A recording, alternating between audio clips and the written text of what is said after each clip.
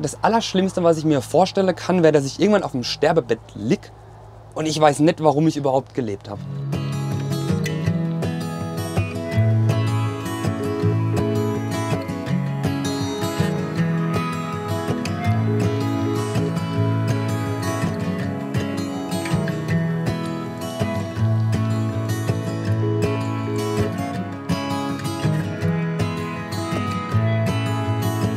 Hi, ich bin der Steffen und heute zeige ich euch meinen Motorradtransport- und Wohnanhänger.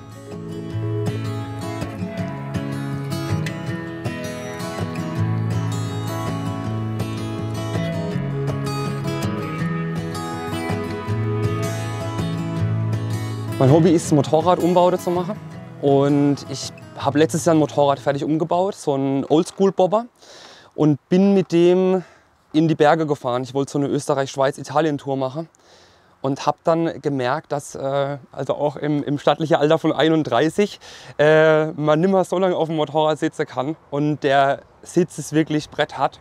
Und dann habe ich mir gedacht, ich brauche irgendeine Möglichkeit, das Motorrad sauber hinzubringen und am besten auch was, wo ich übernachten kann. Und dann dachte ich mir, hey, ich mache einen Van-Ausbau.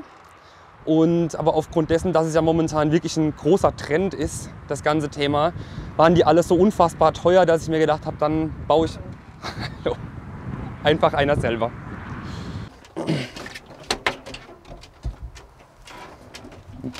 Also es gibt einen großen Vorteil an dem selbstgebauten Anhänger hier, und zwar, wenn ich ein Motorrad einladen will, brauche ich auch noch eine gewisse Stehhöhe. Und weil ich die hier nicht habe, habe ich mir überlegt, dass ich das Dach klappbar mache und hatte mir hier so Bettkastenscharniere sind das. Die kennt man, wenn man so eine L-Couch hat, dann kann man meistens so dieses kleine L-Teil ausklappen und so die Kissen da zum Beispiel reinmachen oder so. Und die habe ich mir gekauft bei Amazon und dann sind hier so Splinte, die kann man da rausziehen.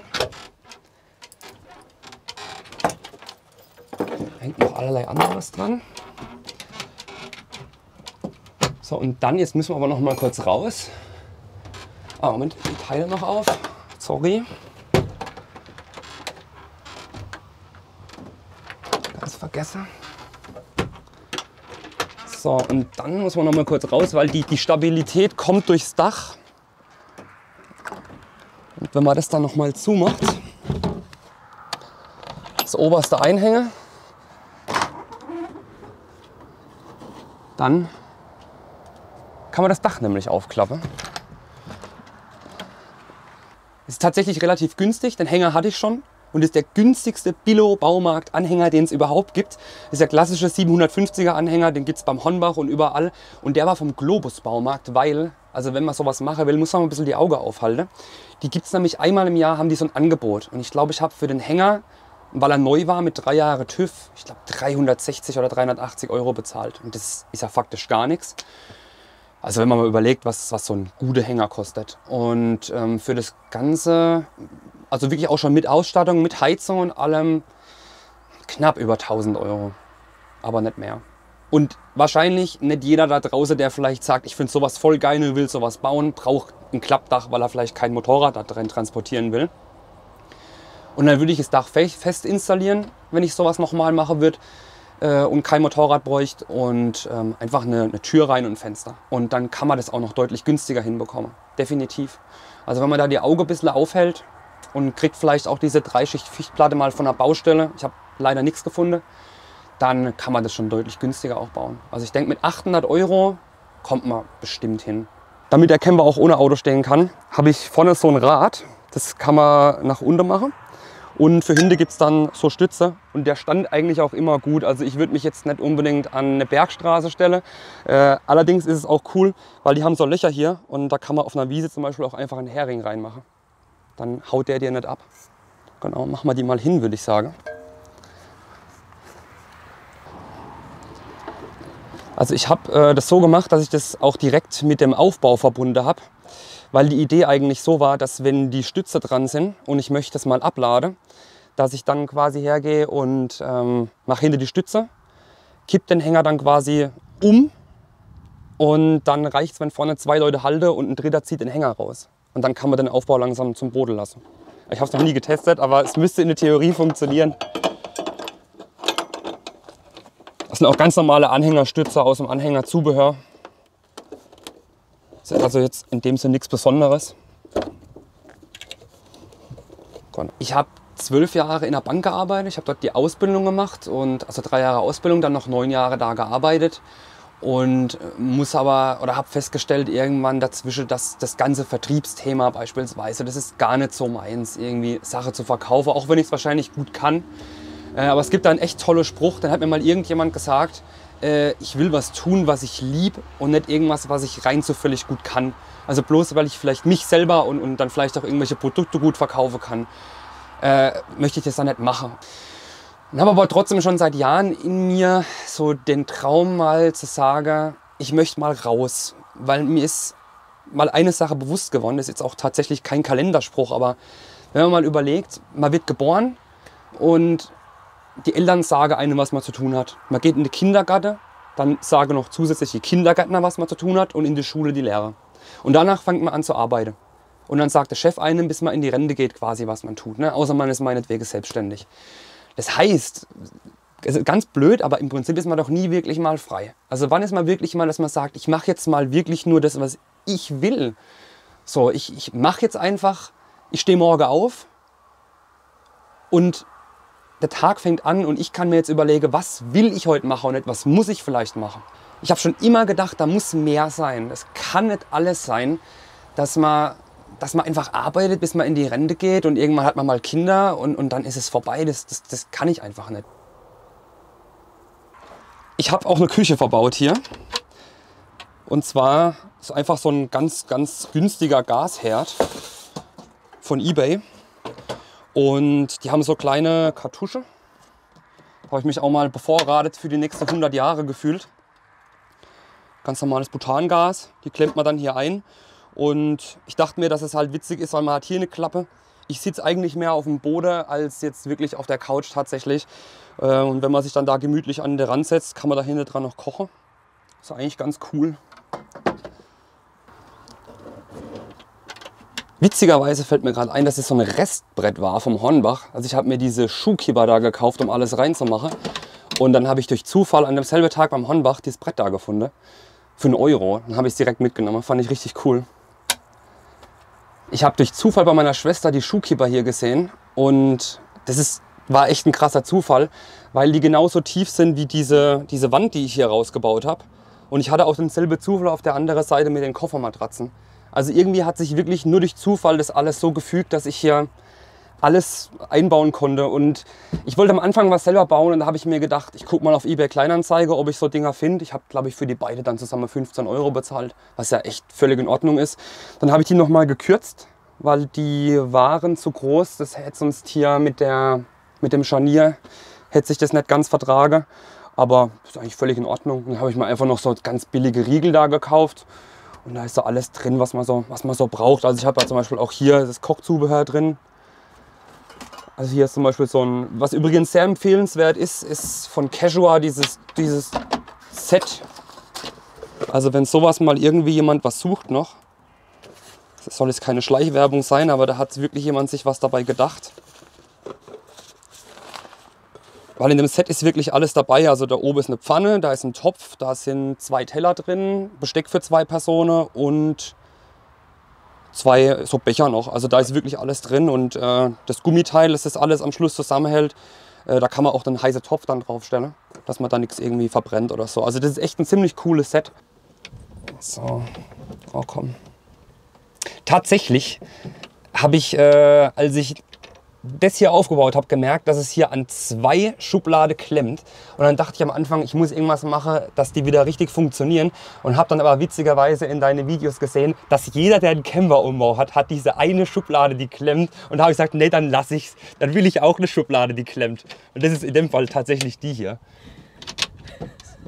Also es ist wirklich so, das ist kein Witz. Das hat mich überzeugt. Ich hatte damals eine Freundin, das ging auseinander. Und dann habe ich mir da auch Gedanken gemacht, ich will jetzt nicht im Dezember hier 2 Wochen daheim rumsitzen. So. Also mir ging es jetzt auch nicht so ganz gut damals durch die Trennung. Klassiker, kennt ja jeder. Und da habe ich mir gedacht, nee, du musst irgendwas tun. Und dann habe ich gesagt, weißt du was, ich buche jetzt einfach Thailand alleine. Und dann habe ich mir meinen Rucksack gepackt und bin vor der Computer und habe Thailand gebucht. Ich bin dann, glaube ich, eine Woche später geflogen. Und dann habe ich gemerkt, dass ich wahnsinnig gut bin im alleine Urlaub machen, weil ich sehr kommunikativ bin und halt direkt Anschluss finde. Und ich war zwar allein dort, aber ich war da nie allein, weil ich immer jemand hatte, mit dem ich abends was gegessen habe oder meinen Tag verbracht habe. Und dann ist so ein bisschen diese Idee wieder hochgekommen, die ich vor Jahren schon mal hatte, einer Weltreise. Und deswegen muss ich auch ganz ehrlich sagen, dass ich mich, auch wenn ich den Camper echt cool finde, mich gar nicht mal so intensiv damit beschäftigt habe, hier großartig weiterzubauen. Der war fertig und stand eigentlich mehr, als dass er benutzt wurde. Und ich habe mir jetzt ein Motorrad gekauft, mit dem man halt so eine Weltreise machen kann. Also so eine alte Afrika-Twin für einen echt super günstigen Preis. Und die habe ich jetzt hergerichtet und die ist schon so, dass die wahrscheinlich mit mir noch eine Weltreise erleben wird. Auf die eine oder andere Art und Weise. Ich weiß noch nicht, ob das Sinn macht, das vielleicht so in verschiedene Etappen zu machen. Oder was eigentlich cooler wäre, wäre halt wirklich so einmal um den Globus rum. Ja, einmal Europa und raus. Ich würde wahnsinnig gerne mal Richtung Himalaya gehen und da eine Trekking-Reise machen ans Basecamp von Mount Everest. Das würde ich einfach gerne mit eigenem Auge mal sehen. Ja, und dann Russland, Mongolei durch und dann eben Südamerika, durch die USA durch bis nach Kanada und dann nach Hause. Die gute China-Dieselheizung, die witzigerweise auch genau hier reingepasst hat. Also da habe ich einfach das war so ein Komplettset, die gibt es ja so, also die gibt es entweder einzeln oder in so einem Blechkasten drin. Und ich dachte am Anfang, ja super, mit dem Blechkasten baue ich das direkt da ein, aber das hat dann nicht gepasst. Und dann habe ich einfach nur das Unterteil genommen. Und ja, das ist ja ganz wichtig, weil wir haben ja einen Auspuff an der Heizung hier. Ich mache das da mal noch zu. Also ich weiß nicht, ob man das sieht. Der Auspuff geht hier nach außen von der Heizung. Und ich habe hier versucht, ein relativ großes Loch reinzumachen. Also wir haben das auch schon ein paar Mal getestet, damit das Holz nicht anfängt zu brennen. Und aus dem Grund habe ich auch mir einen CO2- und Rauchmelder gekauft. Also ein Kombigerät, dass ich quasi da gewarnt werde, egal was halt passiert. Das fand ich ganz wichtig. Und weil mein Kopf dahinter liegt, ganz versteckt, möglicherweise das wichtigste Utensil, ein Feuerlöscher. Den ich tatsächlich bei ganz vielen Camper-Umbauten immer vermisse und frage mich immer, ob ich der Einzige bin, der sowas hat. Weil die sind echt nicht teuer, 10 €. Und im Notfall kann er halt Leben retten oder halt auch der Camper.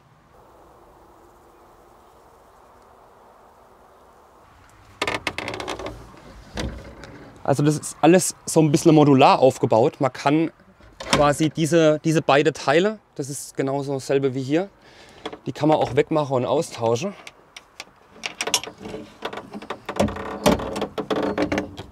Da ist mir am Schluss auch ein bisschen, als ich das System gebaut habe, so leicht die Lust ausgegangen am Rumschraube tatsächlich. Also, das ist die Schiene, wenn man ein Motorrad einlädt.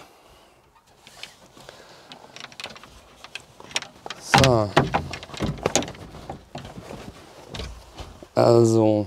Also wenn ich schlafe, dann klappe ich einfach die Wände da jetzt hoch und lege mich auf den Boden, weil ich habe ganz keinen Platz und das wäre sonst zu eng.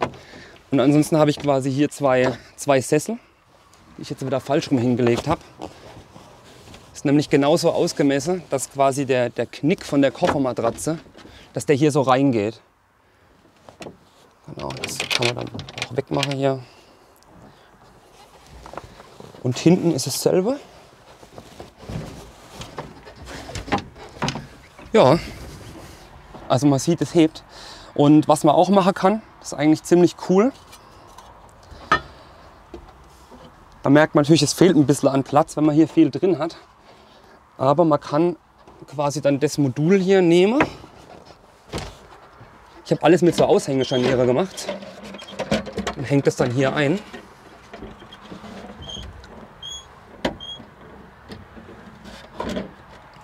Und dann hat man im Prinzip eine Doppelcouch, auf der man theoretisch auch schlafen könnte, weil hätte ich noch so ein drittes Modul gemacht, dann könnte man auch das hier als Bett benutzen. Aber wenn ich schlafe, dann ich baue mir immer so ein Nest. Ich bin so ein Nestbauer, der hat dann hier noch ein Kissen und da noch eine Decke und dann lege ich mich lieber auf den Boden. Weil im Endeffekt hat ein Besen oder irgendwas dabei, kann das sauber machen. Hier war jetzt nie so Dreck drin, dass ich gesagt habe, oh Gott, ich lege mich da nicht auf den Boden. Hätte ich hier gern noch mehr gemacht, also auch noch ein bisschen was mit Frischwasser und Bad und Dusche, weil das Dach wäre ideal, um da so diese schwarze Schläuche reinzumachen zum Beispiel, um da halt zum Beispiel Duschwasser aufzubereiten. Aber da jetzt diese Weltreise mit Motorrad-Idee kam, habe ich hier jetzt auch nicht mal groß weitergearbeitet. Und ansonsten, wenn man zum Beispiel im Motocross-Training mal war oder auf ein Rennen geht, dann habe ich meistens auch Zugriff zu Frischwasser. Es gibt ja jetzt gerade im Sommer, gibt es ja offene Freibäder, dann kann man da auch mal duschen. Und Frischwasser, ein Sixpack mit Wasser ohne Sprudel. Und dadurch, dass ich ja quasi immer ein Begleitfahrzeug dabei habe, ich schmeiß alles in den Kofferraum, was ich brauche unterwegs. Und da bin ich stressfrei. Also ich kann mir auch einfach 1 Liter Wasser über den Kopf leeren und so duschen. Ich muss da jetzt nicht irgendwie mit Luxus stehen. Und ich habe jetzt auch nicht so was gegen Kälte, ich müsste Wasser noch nicht mal warm machen. Und ansonsten ist immer ein guter Trick, ist herzugehen und einfach einen Teil von dem Wasser abzukochen, zurück in die Flasche zu leeren, dass man halt einfach so eine gute Temperatur hat. Und tatsächlich, ich bin zwar jemand, der unheimlich gern duscht, schon immer. Also ich finde, Duschen ist mega entspannt, aber mir reichen auch 2 Liter zum Duschen, wenn es drauf ankommt. Einmal nass machen, einschamponieren, runter, es geht. Zeige ich euch noch meinen Tisch. So.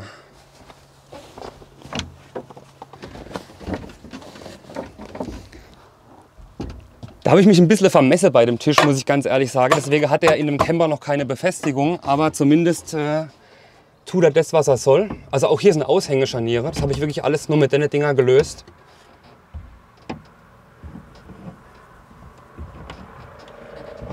Jeder, der schon mal eine Tür ein- oder ausgehangen hat, der kennt's.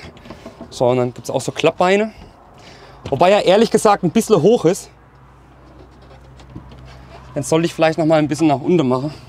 Aber es ist okay. Ist dann halt wie bei einer Bar. Ja.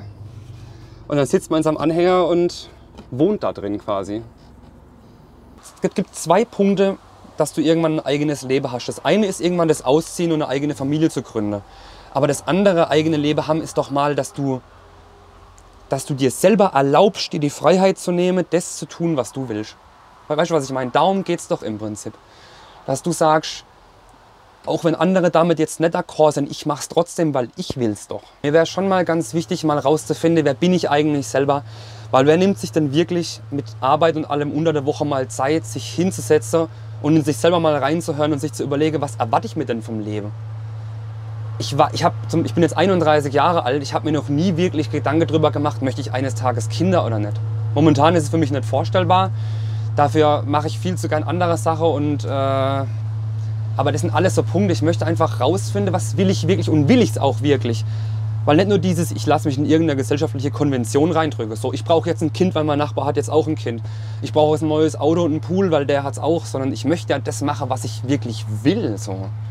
Und was ich wirklich brauche. Und da will ich einfach mal rausfinden, wer ist der Steffen überhaupt? Und wenn ja, wozu? Das Schöne ist, dass der Aufbau mit dem Hänger nicht fest verbunden ist. Das ist nur mit Spanngurte festgemacht.